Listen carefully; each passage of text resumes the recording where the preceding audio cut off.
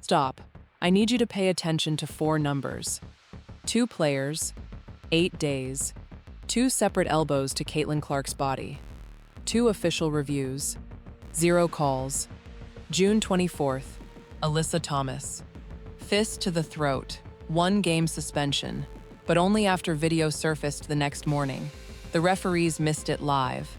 July 12th, Chelsea Gray.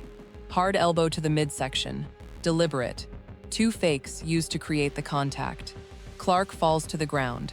Refs pull up the monitor. Full review, complete video evidence. They called a common foul. On Clark. The player who took the elbow got the foul. The player who threw the elbow walked to the free throw line. Reggie Miller, NBA legend, Indiana's greatest player, NBC analyst, has watched every single one of these moments this season.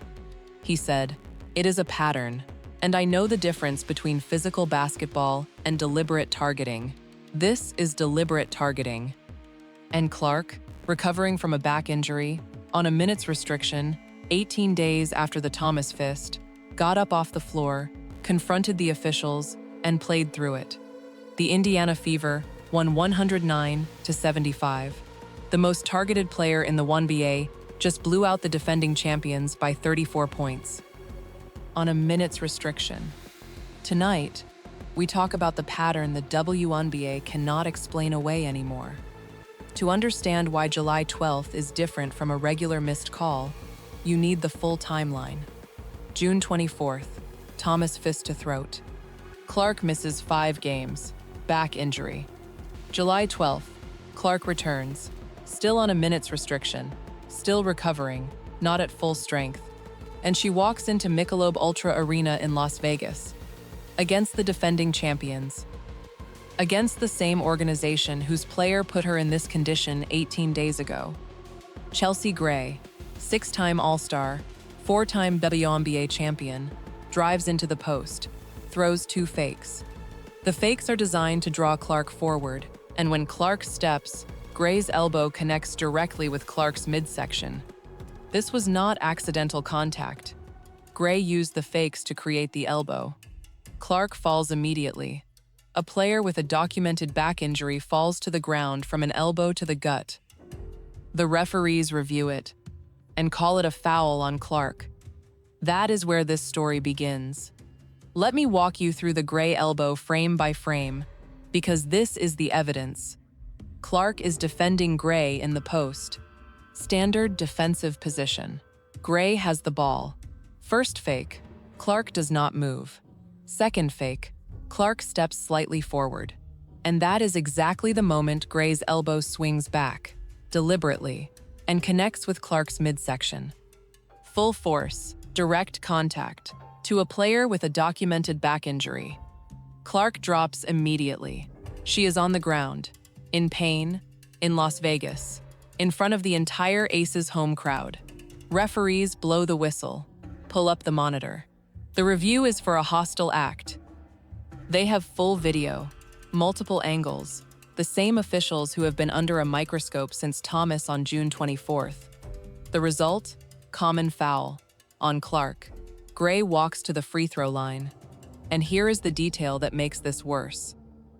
Clark had already confronted officials earlier in the game. She had already had enough. She gets off the floor, walks directly to the referee, and demands an explanation. The referee's explanation? Clark initiated the contact. Sound familiar? It should. It is the exact same explanation they gave after Kia Stokes kneed her in the quad 3 days later. The WNBA officiating department has one answer for everything involving Caitlin Clark. She initiated it. Now, let's address the counter-narrative, because it always comes. Within minutes of the clip spreading, the flop accounts activated. More Floppiana from the flop queen. The point God knew she flopped. Clark should be fined for every flop. Here is the medical reality those accounts are ignoring. Clark has a documented back injury, has missed 5 games this season because of it. She is on a minutes restriction, her own coaching staff managing her workload. She has now had a fist to her throat, an elbow to her midsection, and a knee to her quad, all within 3 weeks. When an elbow connects with your midsection, and you have a pre-existing back injury, your body does not negotiate with willpower. It goes down. That is not a flop. That is physics.